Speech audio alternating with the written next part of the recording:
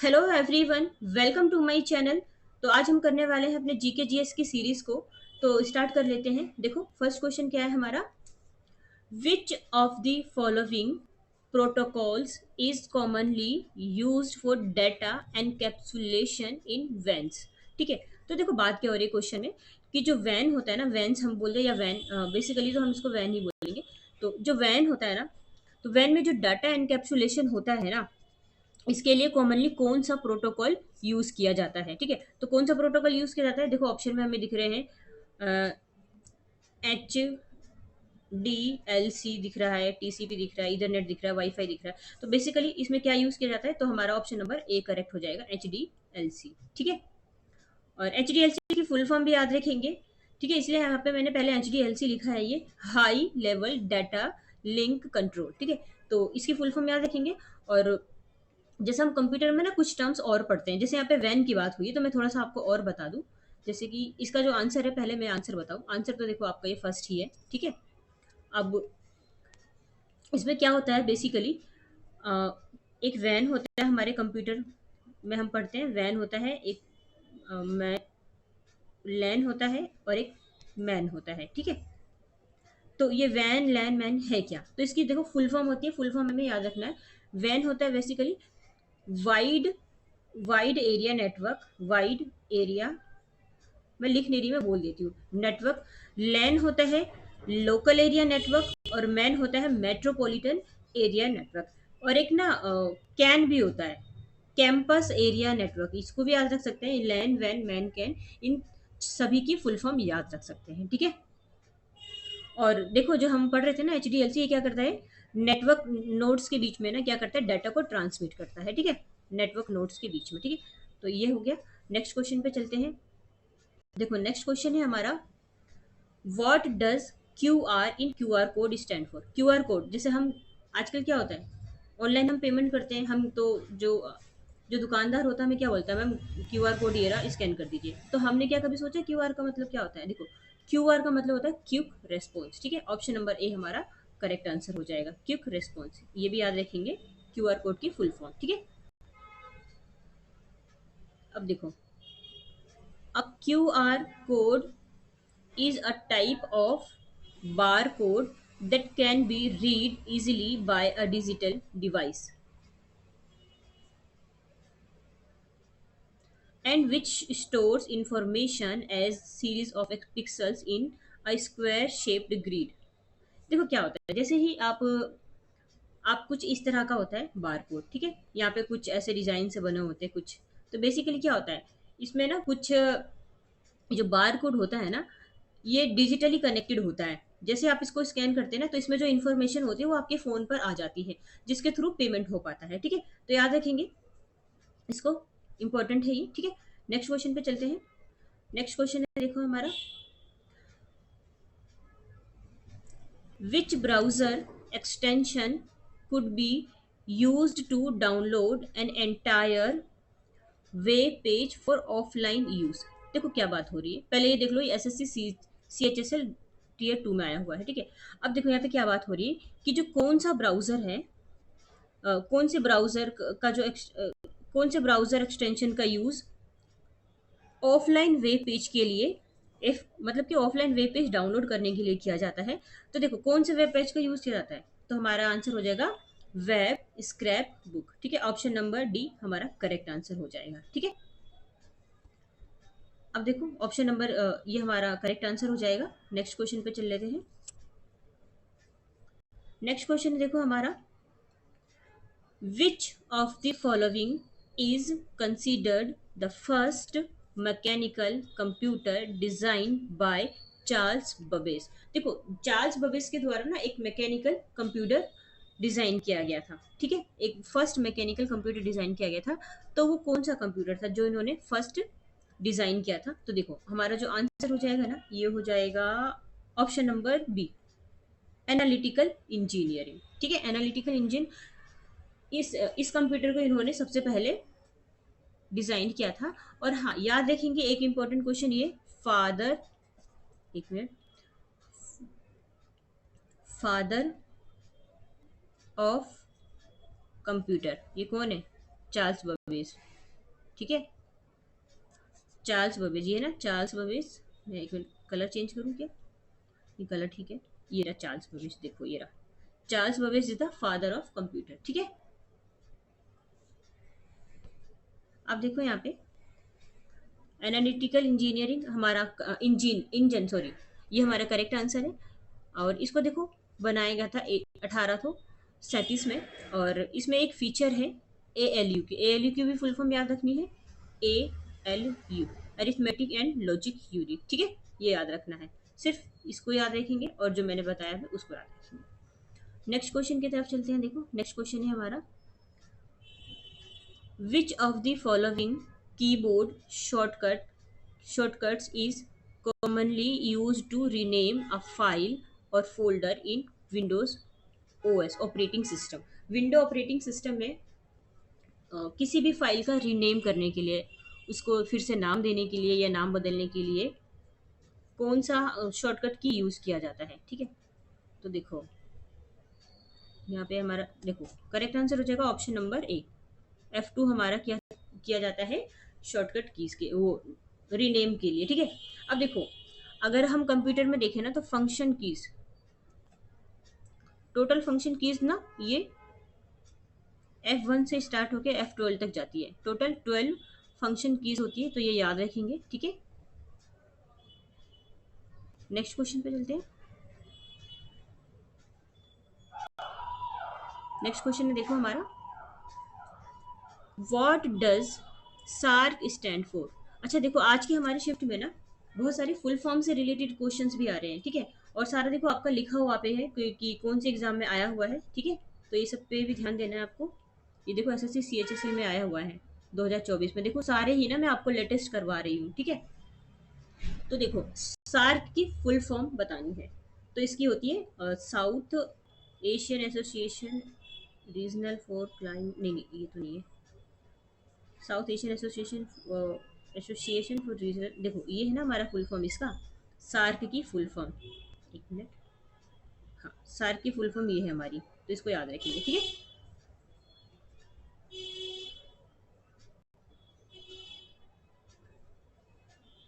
अच्छा इसमें तो चार चार ऑप्शन तो आ ही नहीं रहे हमारे इस स्लाइड में, बट कोई नहीं, हमारा तो आंसर तो सेकंड ही है ना, बी है हमारा आंसर, कोई बात नहीं। देखो ये हमारा आंसर बी हो जाएगा करेक्ट, ठीक है। और देखो जो ये सार्क है ना, south Asian association for regional cooperation, ये ये एस्टेब्लिश हुआ था ढाका में। ढाका कहाँ है? बांग्लादेश में। कब? 1985 में, ठीक है, 1985 में। Afghanistan became the newest member of SARC at the 13th annual summit in 2005। देखो 2005 में ना 13th नंबर का एनुअल समिट हुआ था सार्क का, तो यहाँ पे ना 2005 में अफगानिस्तान जो है ना यहाँ का नया मेंबर बना था, ठीक है, याद रखेंगे। और देखो सार्क का हेडक्वार्टर है काठमांडू नेपाल में, है ना। और इसके टोटल 8 मेंबर्स हैं। 8 मेंबर्स में कौन कौन से हैं? देखो अफगानिस्तान है, देखो ये तो 2005 में ही इसमें न्यूएस्ट मेंबर बना, तो याद रखेंगे। अफगानिस्तान है, बांग्लादेश है, भूटान है, इंडिया है, मालदीव्स है, नेपाल है, पाकिस्तान है, श्रीलंका, ठीक है। तो ये सारे याद रखेंगे, सारे भारत के, सारे तो नहीं, ये मतलब ये सारे भारत के पड़ोसी देश ही तो हैं, ठीक है, इसको छोड़ के, तो याद रखेंगे आप। नेक्स्ट क्वेश्चन पे चलते हैं। नेक्स्ट क्वेश्चन देखो, PMSYM इसकी फुल फॉर्म बतानी है। देखो सारे ही फुल फॉर्म बेस पर आ रहे हैं। इसका जो हमारा हो जाएगा ना प्रधानमंत्री संयुक्त नहीं ये नहीं है, मैं बताती हूँ इसका आंसर। हाँ इसका देखो करेक्ट आंसर है ऑप्शन नंबर सी, प्रधानमंत्री श्रम योगी मानधन योजना, ठीक है, ये हमारा करेक्ट आंसर हो जाएगा ऑप्शन नंबर सी। अब देखो यहाँ पे प्रधानमंत्री श्रम योगी योगी मानधन योजना, ठीक है। और इसको लाया गया था, इसको अनाउंस किया गया था 2019 का जो बजट था ना उसके अंतर्गत, ठीक है। तो ये बजट का तो छोड़ दो, तो 2019 तो पुराना हो गया ना बजट, बट ये याद रखेंगे इसकी फुल फॉर्म, ठीक है। अच्छा देखो इसको लाया गया कौन सी मिनिस्ट्री के द्वारा, इसकी जो नोडल मिनिस्ट्री वो क्या है, तो इसको लाया गया है ministry of labour and employment के द्वारा, ठीक है। और इसका एम क्या है, इसको लाने का, प्रधानमंत्री श्रम योगी मानधन को लाने का एम क्या है, तो ये है to provide social security and old age protection in unorganised workers India.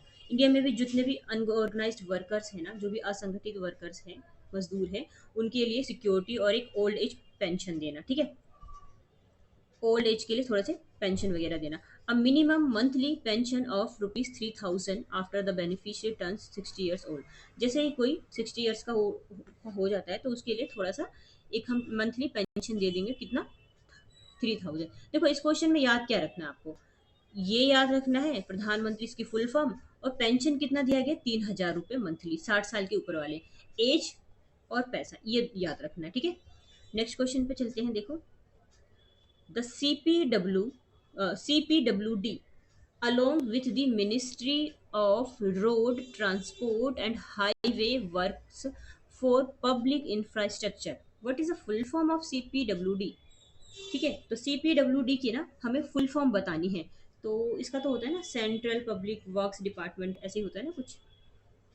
Works कहाँ दिख रहा है, सेंट्रल पब्लिक वर्क, यहाँ तो नहीं है, ये भी नहीं है, वर्क देखो नीचे दिख रहा है। तो हमारा करेक्ट आंसर हो जाएगा सेंट्रल पब्लिक वर्क्स डिपार्टमेंट। ठीक है, ये हमारा करेक्ट आंसर है। देखो ये जहाँ हमारा करेक्ट, एक मिनट, ये हमारा करेक्ट आंसर है, सेंट्रल पब्लिक वर्क डिपार्टमेंट। ठीक है, और क्या बताऊँ मैं आपको, ये एस्टेब्लिश्ड हुआ था देखो 1854 में, और इसका जो हेडक्वार्टर है न्यू दिल्ली, न्यू दिल्ली में भी सेंट्रल सेक्रेटेरिएट यहाँ पर है। ठीक है, इतना याद रखना है आपको। नेक्स्ट क्वेश्चन पे चलते हैं। नेक्स्ट क्वेश्चन है, देखो RIDF की फुल फॉर्म बतानी है। ठीक है, RIDF की फुल फॉर्म क्या है ये, तो देखो इसकी फुल फॉर्म होती है, एक minute, rural infrastructure and development forum, ये तो नहीं होती है, रूरल इंफ्रास्ट्रक्चर डेवलपमेंट फंड, हाँ देखो ये होती है हमारी इसकी full form. B, option number B हमारा करेक्ट आंसर हो जाएगा। ठीक है, तब तो ये सारे गलत हो जाएंगे ना, जब ये हमारा आंसर है तो ये गलत है, ये गलत है, ऑप्शन नंबर बी ये सही हो जाएगा। नेक्स्ट क्वेश्चन की तरफ चलते हैं। अच्छा देखो इसको एक्सप्लेन कर देते हैं ना, मैंने आपको इसकी फुल फॉर्म बता दी है। ठीक है, इसको बनाया गया था 1995 से 96 के बीच में, नाबार्ड के अंडर आता है ये। ठीक है, अंडर नाबार्ड, नाबार्ड की फुल फॉर्म याद रखेंगे, इसकी क्या है ये, national bank for agri, national, यहाँ लिख दूँ नाबार्ड, नेशनल, NA का मतलब है national bank for agriculture and rural development. बच्चे कंफ्यूज जाते हैं, नेशनल एग्रीकल्चर इस तरह से बोल देते, नहीं, NA का मतलब है नेशनल। ठीक है, नाबार्ड, बाकी NA का नेशनल मतलब, बाकी बी का अलग है, A का अलग है, R का अलग है, सबका अलग है। ठीक है, तो ये याद रखिए। नेक्स्ट क्वेश्चन की तरफ चलते हैं। अब देखो IADP की फुल फॉर्म बतानी है, तो IADP की फुल फॉर्म होती है हमारी ये इंटेंसिव एग्रीकल्चर डिस्ट्रिक्ट प्रोग्राम, ये हमारा फर्स्ट ही करेक्ट आंसर हो जाएगा। ठीक है, नीचे पढ़ने की जरूरत ही नहीं है। नेक्स्ट क्वेश्चन की तरफ चलते हैं। देखो ए हमारा आंसर हो जाएगा, एक मिनट देख लेते हैं इसको, इंटेंसिव एग्रीकल्चरल डिस्ट्रिक्ट प्रोग्राम, इसको लॉन्च किया गया था 1960 में, और इसको जाना जाता है और किस नाम से, पैकेज प्रोग्राम के नाम से भी जाना जाता है। और इसका जो एम है ना वो है कि लोन्स प्रोवाइड करना फार्मर्स को सीड्स और फर्टिलाइजर, जो खाद वगैरह होता है ना, उसके लिए लोन्स वगैरह प्रोवाइड करना। ठीक है, नेक्स्ट क्वेश्चन की तरफ चलते हैं। नेक्स्ट क्वेश्चन है देखो हमारा,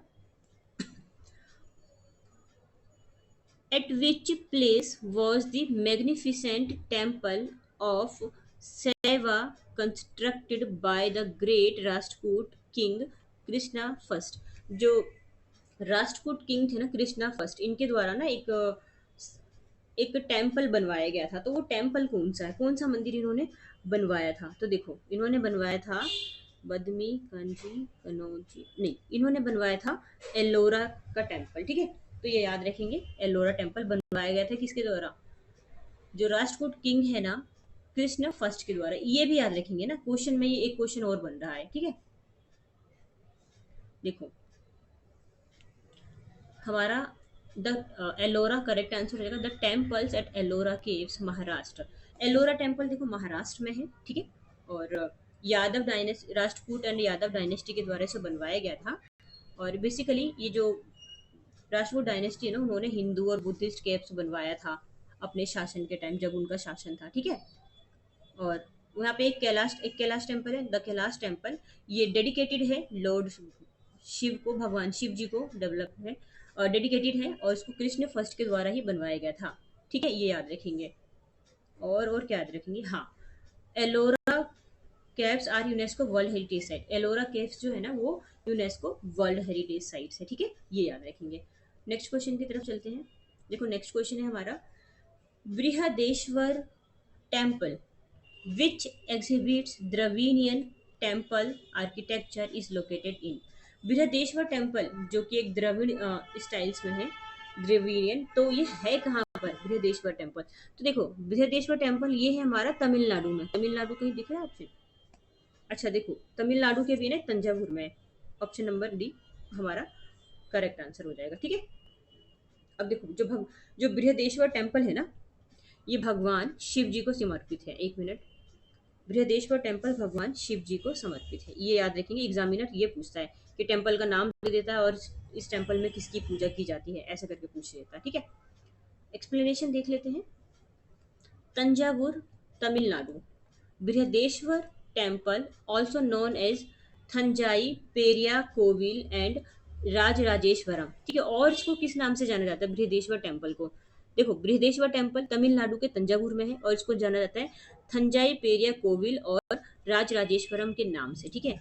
ये एक हिंदू टेम्पल है, हिंदू मंदिर है, और ये भगवान शिव को डेडिकेटेड है, समर्पित है। अच्छा अभी तो बताया मैंने, भगवान शिव को समर्पित है ये, ठीक है। और इसको बनवाया गया था जो तमिल किंग है ना, राज चोला फर्स्ट, इनके द्वारा इनको बनवाया गया था, ठीक है। और ये यूनेस्को का वर्ल्ड हेरिटेज साइट भी है ये टेम्पल, ठीक है। और और इसको और किस नाम से जाना जाता है? इसको जाना जाता है ग्रेट लिविंग चोला टेम्पल्स के नाम से, ठीक है। चोला लोगों ने बनवाया था ना, चोला वंश के लोगों ने, ठीक है। तो ये याद रखेंगे और ये याद रखेंगे, ठीक है। नेक्स्ट क्वेश्चन की तरफ चलते हैं। नेक्स्ट क्वेश्चन है देखो हमारा, the sun temple at Konark was built under the rule of which dynasty. देखो कोणार्क का जो सन टेम्पल है, वेरी वेरी इंपॉर्टेंट क्वेश्चन, कुछ ना कुछ तो यहाँ से आता ही है, कोई सा भी आप देख लो, सन टेम्पल ही आता ही है कोणार्क का।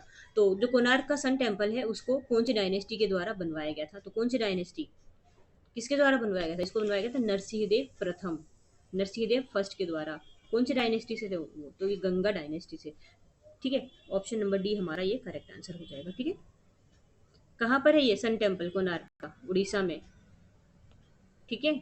उड़ीसा में है कोणार्क का सन टेम्पल, ठीक है। और एक्सप्लेनेशन देख लेते हैं थोड़ा सा।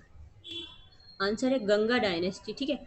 Konark sun temple is 13th century sun temple at Konark in district, Puri district Orissa. Orissa का जो पूरी डिस्ट्रिक्ट है वहां पर है ये मंदिर, ठीक है। तभी तो यहाँ पे जगन्नाथपुरी का रथ यात्रा लगती है ना यहाँ पे। This temple is attributed to the king Narasimhadeva first. Narasimhadeva first ने बनवाया था ना, है ना। और जो कि ये थे गंगा डायनेस्टी से, ठीक है। Temple is a classic illustration of great Kalinga architecture. यहाँ पे कलिंगा आर्किटेक्चर के का मतलब कलिंगा आर्किटेक्चर के बारे, कलिंगा आर्किटेक्चर का इसमें एक इलस्ट्रेशन है, हम ये कह सकते हैं। It is dedicated to the god Surya, Surya भगवान को समर्पित है ये, ठीक है। और यहाँ पे अच्छा, यहाँ पे ना एक बहुत फेमस चंद्रभाग मेला लगता है हर साल, ठीक है, फरवरी के महीने में। ये एक इम्पोर्टेंट पॉइंट है आपके लिए यहाँ पर कि चंद्रभागा मेला कहाँ लगता है, तो यहीं पे लगता है जहाँ पर ये कोणार्क सन टेम्पल है, ठीक है। हर साल लगता है फरवरी के महीने में। और कोणार्क सन टेम्पल को ना ब्लैक पगोड़ा के नाम से भी जाना जाता है, ठीक है, ब्लैक पगोड़ा, ठीक है। और इसको यूनेस्को के वर्ल्ड हेरिटेज साइट में शामिल किया गया था 1984 में, ठीक है। देखो ये जो स्लाइड मैं आपको पढ़ा रही हूँ ना, ये सॉल्यूशन नंबर 13, इसमें हर एक लाइन बहुत ज़्यादा इंपॉर्टेंट है, कोई सा भी उठा लो। ये जैसे कि मैं कलर चेंज करके दिखाती हूँ आपको, आपको इजीली पता चलेगा। आप ये पहली लाइन उठा लो, ये दूसरी लाइन उठा लो, तीसरी, चौथी, पांचवी, छठी, सातवीं, आठवीं, नौवीं, 10वीं, यानी कि सिर्फ इस एक स्लाइड से ना 10 क्वेश्चन आपके बन गए, हो गए रेडी 10 क्वेश्चन। तो ये पूरी स्लाइड, ये पूरे एक एक जो लाइन है वो याद होना चाहिए आपको, ठीक है। एक क्वेश्चन में 10 क्वेश्चन के 10 क्वेश्चन मिल गए आपको, ठीक है। और जो कि वेरी वेरी इंपॉर्टेंट है। इसमें से 10 में से 10 आपको याद होने चाहिए। नेक्स्ट क्वेश्चन पे चलते हैं, देखो। Sorry. Lad Khan temple at Aihole in Karnataka is an example of which of the following styles of temple in architecture। Karnataka में एक अहोल टेम्पल है, लाड खान टेम्पल है कर्नाटक के अहोल में, ठीक है। तो ये कौन से आर्किटेक्चर है, ये कौन से आर्किटेक्चर, कौन सी शैली में बना हुआ है ये? तो देखो हमारा करेक्ट आंसर हो जाएगा ये द्रविड़ नागरा। देखो करेक्ट आंसर हो जाएगा वेसर शैली में बना है, ठीक है। ये वेसर शैली हमारा करेक्ट आंसर है। अब देखो, एक मिनट रुकेंगे।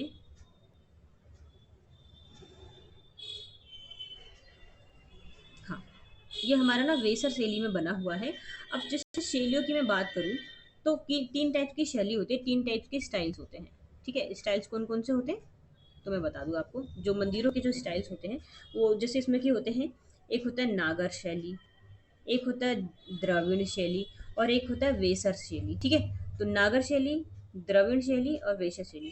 तो नागर शैली हमारा होता है नॉर्थ इंडिया में, उत्तर भारत में, नॉर्थ इंडिया में होता है, ठीक है। नॉर्थ इंडिया, एन से नॉर्थ, एन से नागर शैली, ठीक है। तो रिलेट करके याद कर लेना। और द्रविड़ शैली होता है साउथ इंडिया में, मतलब साउथ इंडिया के जितने भी टेम्पल बने होते हैं ना आपके, जैसे कि अभी हमने पढ़ा बृहदीश्वर टेम्पल, और भी जितने सारे टेम्पल हैं। तो साउथ इंडिया साइड के जितने भी टेम्पल होंगे वो द्रविड़ शैली में मिलेंगे, नॉर्थ के नागर शैली में मिलेंगे। और वेसर शैली क्या होता है, नॉर्थ और प्लस और इसमें द्रविड़ शैली, ये दोनों का मिक्सअप होगा। तो जो मिक्सअप होगा उसको हम वेसर कहेंगे, ठीक है, याद रखेंगे। और देखो पगोड़ा, यहाँ पे एक वर्ड आया पगोड़ा, अभी तो मैंने बताया आपको। ये जो हमारा कोणार्क का सन टेम्पल उसको पगोड़ा के नाम से जाना जाता है, सॉरी ब्लैक पगोड़ा के नाम से जाना जाता है ना। ब्लैक पगोड़ा भी बताया था मैंने आपको। देखो यहाँ पे एक्सप्लेनेशन, हालांकि मैंने आपको अच्छे से समझा दिया है, आप इसको पढ़ लीजिए एक बार, ठीक है। नेक्स्ट क्वेश्चन पे चलते हैं। नेक्स्ट क्वेश्चन है देखो हमारा, the Trimbakeshwar temple which is situated in Nashik Maharashtra was built by. जो महाराष्ट्र के नासिक में त्रिम्बकेश्वर टेम्पल है ना, त्रियंबकेश्वर टेम्पल, तो उसको किसके द्वारा बनवाया गया था? तो देखो इसको बनवाया गया है, ऑप्शन में क्या है, महाराज गंगा सिंह, नहीं ये नहीं है, ये भी नहीं है, बालाजी, हाँ। ऑप्शन नंबर 3 हमारा करेक्ट आंसर हो जाएगा, बालाजी बाजी राव के द्वारा इनको बनवाया गया था। वन लाइनर में याद रखने वाला क्वेश्चन है, इसको एक लाइन में ही याद रख सकते हैं। और यहाँ पे देखो कुछ एक्सप्लेनेशन दिया हुआ है, और एक्सप्लेनेशन भी वो है कि जो मैं आपको बता चुकी हूँ। जैसे कि अभी बताया ना मैंने आपको, नरसिंह देव फर्स्ट, इन्होंने कोणार्क का सन टेम्पल बनवाया था, ठीक है, गंगा डायनेस्टी से बिलोंग करते हैं, मैं आपको बता चुकी हूँ। देखो सारे, मतलब यहाँ पे मैंने आपको इतने डिटेल में बता दिया ना सारी चीज़ें, कि आपको और 10 जगह से पढ़ने की ज़रूरत ही नहीं है। आप यहीं से आराम से सारी चीज़ें और अपने जीके जीएस की बहुत अच्छे से तैयारी कर सकते हैं। छोटी वीडियो होती है और साथ में आपको इंपॉर्टेंट सारी चीज़ें पता चल जाती है, वो भी विद डिटेल एक्सप्लेनेशन, है ना। और देखो कैलाश टेम्पल, ये भी तो हमने भी पढ़ा ना, एलोरा में है ये, है ना, तो ये याद रखेंगे। नेक्स्ट क्वेश्चन पे चलते हैं। नेक्स्ट क्वेश्चन है देखो, एसएससी एमटी 2024 में आया हुआ है ये। देखो क्या है नेक्स्ट क्वेश्चन हमारा, identify the correct statement with reference to the Padma award. Padma award के बारे में हमें बताना है कि क्या इसमें सही बताया गया है, पद्मा अवार्ड के बारे में, ठीक है। देख लेते हैं क्या बात हो रही है। The Padma award can be used as a suffix or prefix to the awardee's name। क्या देखा है कभी जिनको भी पद्मा अवार्ड मिला हो तो उनके नाम के आगे, या उनके नाम के आगे या उनके नाम के पीछे कुछ लगा हो, ऐसा है क्या? नहीं, ऐसा बिल्कुल भी नहीं है। एक मिनट रुकेंगे, मैं जरा पानी पी लूं।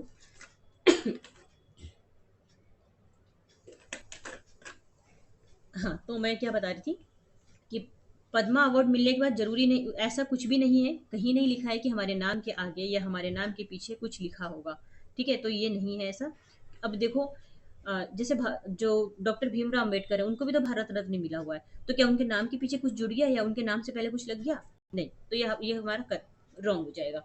The total number of Padma awards to be given in a year should not be more than 150 से ज्यादा नहीं होना चाहिए। क्या ये करेक्ट है? नहीं, ये भी गलत है, क्योंकि ये जो संख्या होती है ना ये 120 होती है। एक साल में ना मैक्सिमम 120 लोगों को ही दिया जा सकता है 120 से ज़्यादा नहीं होने चाहिए। और याद रखना कि ये जो अवार्ड्स दिए जाते हैं हमेशा हर साल 26 जनवरी वाले दिन दिए जाते हैं, रिपब्लिक डे वाले दिन दिया जाता है हर साल, ठीक है। और the Padma award are given annually, हर साल दिया जाता है क्या ये? हाँ, दिया तो जाता है हर साल, है ना। तो ये तो हमारा सही हो जाएगा। और दूसरी चीज़ है, डी वाला भी देख लेते एक बार। The name of the awardees are never publish in the gazetted of India, क्या इनका नाम गजेटेड ऑफ इंडिया में पब्लिश नहीं किया जाता? कभी नहीं किया जाता। गलत है ये, हमें तो सही बताना था। तो करेक्ट आंसर हमारा हो जाएगा ये option number C, the Padma awards are given annually, इसको हर साल दिया जाता है। पद्मा अवार्ड के बारे में मैंने अभी आपको जो भी 3-4 पॉइंट्स बताए ना, उसको याद रखना है आपको, ठीक है। अब देखो, हमारा करेक्ट आंसर तो था ऑप्शन नंबर सी, मैं बता चुकी हूँ, ठीक है। अब देखो, ये जो पद्मा अवार्ड है 3 कैटेगरी में दिया जाता है, याद रखेंगे कौन कौन सी कैटेगरी है। तो इसमें दिया जाता है पद्म विभूषण, पद्म भूषण और पद्मश्री, ठीक है। ये 3 याद रखेंगे। एक मिनट में इसको काट देती हूँ, मैं इसको ना ऐसे कर देती हूँ। हाँ, कौन कौन सी 3 कैटेगरी? पद्म विभूषण, पद्म भूषण और पद्मश्री। और इसकी शुरुआत हुई कब थी? तो इसकी शुरुआत हुई थी 1954 में, ठीक है, पद्मा अवार्ड्स की, ठीक है। 3 कैटेगरी याद रखेंगे। और 120 लोगों से ज़्यादा को नहीं दिया जाता है एक साल के अंदर ये, ठीक है। तो याद रखेंगे। नेक्स्ट क्वेश्चन की तरफ चलते हैं। नेक्स्ट क्वेश्चन है हमारा, which television channel presents the IMMIES awards every year with the an aim to reward the best talent in the Indian music industry. Indian music industry में ना एक अवार्ड दिया जाता है, ये अवार्ड दिया जाता है। तो कौन से चैनल के द्वारा दिया जाता है ये अवार्ड? ये कौन सा चैनल इसको प्रेजेंट करता है? तो देखो, ऐसे क्वेश्चन भी आ रहे हैं हमारे, वो भी CGL जैसे एग्जाम में आ रहे हैं। तो देखो, आपका सिर्फ पढ़ना ही काफी नहीं रहेगा, आपका टीवी टेलीविजन सबसे जुड़ना भी जरूरी रहेगा, ठीक है। इसका क्या है आंसर? देखो, MTV इसका आंसर है। MTV जो है ना, देखा होगा, टीवी पे एक चैनल आता है MTV, वो ये अवार्ड देता है इंडियन म्यूजिक इंडस्ट्री की फील्ड में, ठीक है। ये चैनल देखो, याद रखेंगे इसको, MTV वाला, ठीक है। ये एक ही याद रखेंगे ना, पूरा क्या ही करना है इसको पढ़ के। नेक्स्ट क्वेश्चन की तरफ चलते हैं। नेक्स्ट क्वेश्चन है देखो हमारा, Norman Ernest Borlaug was awarded the dash in 1970s for his contribution to the green revolution. जो नॉर्मन बोरलॉग है ना, उनको 1970 में ग्रीन रेवोल्यूशन में अपना कंट्रीब्यूशन करने के लिए एक अवार्ड दिया गया था। कौन सा अवार्ड दिया गया था? देखो, Nobel prize in physics, Nobel peace prize, Nobel prize in chemistry, नहीं, इनको दिया गया था नोबेल पीस प्राइज, ठीक है। ऑप्शन नंबर बी हमारा ये करेक्ट आंसर हो जाएगा, उनको ये अवार्ड दिया गया था, ठीक है। तो ग्रीन रेवोल्यूशन का याद रखेंगे। एक मिनट, यही लिखा तो है ग्रीन रेवोल्यूशन। इंडिया की बात करूँ तो इसके जो फादर कौन थे, वो थे MS स्वामीनाथन, MS स्वामीनाथन। और वर्ल्ड लेवल पे मैं बात करूँ तो ये है नॉर्मन बोरलॉग, याद रखेंगे, दोनों नेम याद रखेंगे। MS स्वामीनाथन हालांकि अभी नहीं है, इनकी डेथ हो गई है 2023 के नवंबर के आसपास इनकी डेथ हो गई है, ठीक है। और इनको मरने के बाद भारत रत्न भी तो दिया गया है। अभी हम पढ़ रहे थे ना भारत रत्न के बारे में, मतलब कुछ ऐसे ही हम पढ़ रहे थे ना। तो इनको मरने के बाद दिया गया है भारत रत्न। टोटल 4 या 5 लोगों को दिया गया है, मुझे ध्यान नहीं आ रहा है, शायद 5 लोगों को दिया गया है ना, मरने के बाद। उनमें से एक तो जिंदा थे, एक तो जिंदा को दिया गया है, बाकी को मरने के बाद। अच्छा, मरने के बाद जो अवार्ड दिया जाता है उसको क्या बोला जाता है? ये इंग्लिश में पूछा गया, बहुत इंपॉर्टेंट क्वेश्चन है। तो उसको बोला जाता है पोस्थुमस, पोस्थुमस, है ना। मैं यहाँ तो पूरा आएगा भी, पोस्थुमस लिख लेंगे, याद रखेंगे। नेक्स्ट क्वेश्चन की तरफ चलते हैं। नेक्स्ट क्वेश्चन है देखो हमारा, in which year was the first Arjun award given to a women hockey player? जो पहला अर्जुन अवार्ड ना दिया गया था, कौन से एक वुमेन हॉकी प्लेयर को कौन से साल में दिया गया था पहला अवार्ड, ये अर्जुन अवार्ड? तो देखो, ये दिया गया था 1961 में। ऑप्शन नंबर डी हमारा करेक्ट आंसर हो जाएगा, 1961, ठीक है। देखो ये आंसर हमारा 1961 ठीक है। और इसको ना हर 4 साल में दिया जाता है अर्जुन अवार्ड को, याद रखेंगे। और इसमें जो अर्जुन अवार्ड जो विनर होता है ना उसको क्या दिया जाता है, एक स्टैचू दिया जाता है अर्जुन की, जो अर्जुन थे ना उनकी एक प्रतिमा दी जाती है, और एक सर्टिफिकेट, और उसमें कैश प्राइस 15 लाख रुपए दिया जाता है, ठीक है, याद रखेंगे। और ठीक है, इतना ही याद रखेंगे। नेक्स्ट क्वेश्चन की तरफ चलते हैं। देखो नेक्स्ट क्वेश्चन है, in which year was M S Dhoni awarded Padma Shri award. M S Dhoni को पद्म श्री अवार्ड कब मिला था भाई, कौन से ईयर में मिला था? तो इनको देखो ये दिया गया था 2009 में, ठीक है, याद रखेंगे ये पद्मा श्री अवार्ड। देखो यहाँ पे, the Padma Shri award is the fourth highest civilian award of Republic of India after the Bharat Ratna, Padma Vibhushan and Padma Bhushan. देखो भारत रत्न, उसके बाद क्या आता है पद्म विभूषण, उसके बाद आता है पद्म भूषण, उसके बाद आता है पद्म श्री। देखो पहला नंबर, दूसरा नंबर, तीसरा नंबर, चौथा नंबर, है ना, तो ऐसे याद रखेंगे, ठीक है। और ठीक है, इतना ही याद रखेंगे बस। तो देखो हमने ना 20 क्वेश्चन की सीरीज को ना कंप्लीट कर लिया है। और अगर आपको ये मेरी सीरीज अच्छी लगती है, मेरे पढ़ाने का तरीका अच्छा लगता है, या आपको ऐसा लगता है कि आप जो यहाँ पढ़ रहे हैं वो आपको समझ आ रहा है अच्छे से, आप इजीली उसको कर पा रहे हैं, तो इसे लाइक एंड सब्सक्राइब कर देना। और मैं कहूँगी डेली इस सीरीज से जुड़ना, क्योंकि आप देखेंगे 1 महीने के बाद आपके अंदर जो चेंज आएगा ना, क्या होता है जब हम एक चीज़ को फॉलो करते हैं ना तो उसको सुन सुनकर वो चीज़ें ना हमारे माइंड में बैठ जाती है। तो कई बार हम क्या करते हैं कि एक आदत के लिए भी इस चीज़ को सुन लेते हैं कि चलो वीडियो खोल के हमने देख लिया, क्या हो गया, खाली बैठे बैठे हमें एक नॉलेज मिल गया, एक ज्ञान मिल गया, ठीक है। तो ठीक है, थैंक यू सो मच।